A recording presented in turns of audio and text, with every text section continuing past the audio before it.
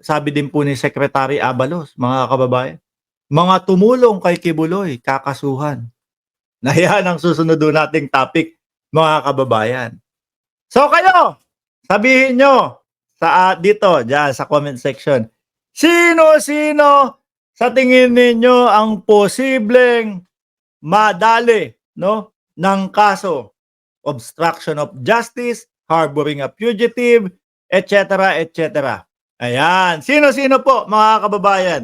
Ako, una kong nakikita si Torion, no?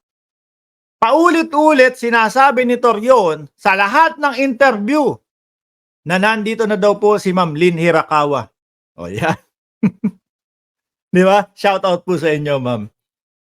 Kitang-kita po sa lahat ng interview na si Torion ho paulit-ulit na sinasabi na wala sa Kojic compound si Kibuloy. Oh. Pero wait lang. Saan nahuli si Kibuloy? Sa loob ng Kojic compound ayon po sa PNP. Ayon naman po doon sa mga vlogger sa labas daw po ng bundok. Sino po ang paniniwalaan natin sa dalawa, mga kababayan? Ang ating magigiting na kapulisan o yung mga vlogger ni Kibuloy? Ano po? Sa ano daw po, sa bundok daw po nahuli, mga bossing. Oh. So ngayon, sabi ko po lagi sa inyo, etong si Torion, paulit-ulit ang kanyang sinasabing wala doon si Kibuloy. Ngayon, sa loob nakita. Mukhang may kakalagyan din po ito. Ano ho, mga kababayan? Mukhang may kalalagyan ho ito, mga kababayan. Lumagpas po kasi, no? Sa boundary niya bilang isang lawyer. Oh. Ang lawyer, ipagtatanggol mo ang iyong kliyente. Hindi mo itatago. Di ho ba, mga kababayan? Hindi mo itatago. Kung kayo dyan, kumbaga, 100% na naniniwala kayong mananalo kayo. Sabi nyo nga, mahina yung kaso ni Apollo Kibuloy. Dapat pinalabas nyo na. Boss, labas ka na. Kayang-kaya ko to. Kayang-kaya natin to. Bakit ganun ang nangyari? Nandiyan lang din pala sa loob ng Kojic. Pinatagal nyo pa. O, di ba? Hinintay nyo munang makorner kayo bago sumuko. Nasabi ko din sa sarili ko, duwag pala si Kibuloy. Ano? Alaw din palang yagballs. Kasi sabi niya ho, mga kababayan, doon sa kanyang recorded na boses. 75 na ako. Hindi na ako papahuli ng buhay. Tapos, yung binigyan ng ultimatum na 24 oras, mga kababayan. Labas ang daga. Naging kiburat. Pari ho ba? So ngayon, diyan sa loob nakita si Kibuloy. Diyan sa loob nahuli. Oh. Sige na, pagbigyan na natin yung mga DDS dito. Diyan sa loob. Sumuko. Ayan na, char. Pasaya na kayo? Sumuko. Okay, wala. Okay na kayo doon, ha? At least napasaya ko kayo. Pero ang ending hawak pa din ng kapulisan. Okay? Sino pa? Yung mga vloggers. Sabi dito kasi, mga kababayan, yung mga tumulong daw po, tapos nagmi-misinform. Pasok din daw po yun, mga bossing, sa mga kakasuhan. No? Yung mga nagmi-misinform daw po sa mamamayang Pilipino, makakasuhan din po kayo. Pasensyahan na po, mga kababayan. No? Hindi sila pinupolitika dyan. Mismong sila din po ang naglaglag sa kanilang sarili para makasuhan sila. Yung iba, minumura si General Torre. Ano? Meron pa dyan, pag nakita kita, tetegihin kita, Torre. Tapos may nagkwento sa akin, nagtago lang daw. Nagtago lang daw kayo sa kwarto sa taas. Hindi daw kayo bumaba. Kayo talaga dyan, ha? Ang style nyo, style baste, ha? Sasampalin kita General Torre 'pag nakita kita. Ayun, lumipas ang 2 linggo.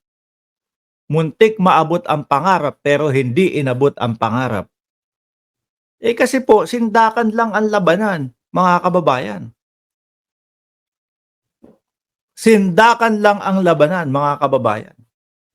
Yung mga vlogger nakikita ko, sok pa sa banga 'yan, mga bossing. Sino pa? Isa pang nakikita kong makakasuhan, ito naman baka ano 'to, bribery naman. Yung isang matanda na nandoon sa hearing mismo ni Bato de la Rosa, mga kababayan, ano, nabwisit na, 'di ba? Nabwisit, sabi, "How much ikaw? Pwede isang Rolex, okey na sa'kin." Okey na? Yung mga 30,000 na sinasabi niyo, 50,000, 100,000, hindi, kulang sa'kin 'yan.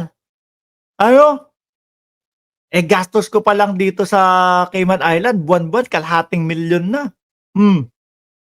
Gastos ko pa lang dito, talagang naku. Tapos tatanggap ka 30,000 na ibinibintang ninyo, Diyos ko naman. Saan yun? Ano yung pantinga, pan-toothpick? Okey, Rolex, okey na Rolex? Oh, nasaan na ba tayo? Yung matanda, mga kababayan, na nabwisit na kay ano, General Torre. Sabi ni General Torre, "Gusto niyo ng pantay o patas? Ilabas niyo si Kibuloy." Nabwisit na po. Wala talaga 'to, hindi talaga susuko. Sabay sabi kay General Torre, "Magkano ba?" Ayun. Tayo naman po, mga kababayan, hindi tayo pinanganak lang ngayon, 'no? Tayo po hindi tayo pinanganak ngayon lang, mga kababayan. Bakit ho? Yung pagkakasabi ng magkano ba, alam na natin kung ano ang ibig sabihin ho nun, mga bossing, 'no? Alam natin kung ano ang ibig sabihin nun, mga kababayan. Magkano ba? Oh, 'di ba? Hmm. Gustong suhulan si General Torre, mga kababayan. Oh, 'di ba? So, yun din po ang nakikita ko, isa sa makakasuhan, mga bossing. Yung Carlo Katiil, kung di ako nagkakamali doon sa pangalan niya. Kabisado ko ho ano, mga bossing, kabisado ko ho. Yung Carlo Katiil, ano sabi? Kayong mga, um, kayong mga sniper diyan, magsibaba kayo, 'no? Hulihin niyo si President Bongbong Marcos. Yun ang sniperin niyo. May utos. Mga kababayan, yang mga yan, tanda ho yang mga yan, 'no? Hindi lang po ngayon ginagawan, ng pagkilos dahil tinatapos muna yung promotor nila, si Kibuloy, sa susunod niyan, kayo na.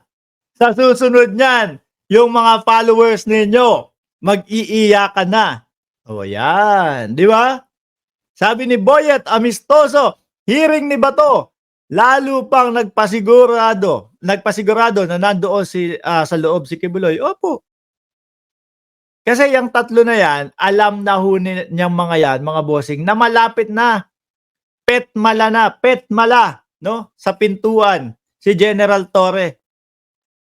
Sa pintuan na pinagtataguan ng poon ng mga DDS na si Kibuloy, yung mga kababayan. Yan po, mga sumusuporta kay Kibuloy yan.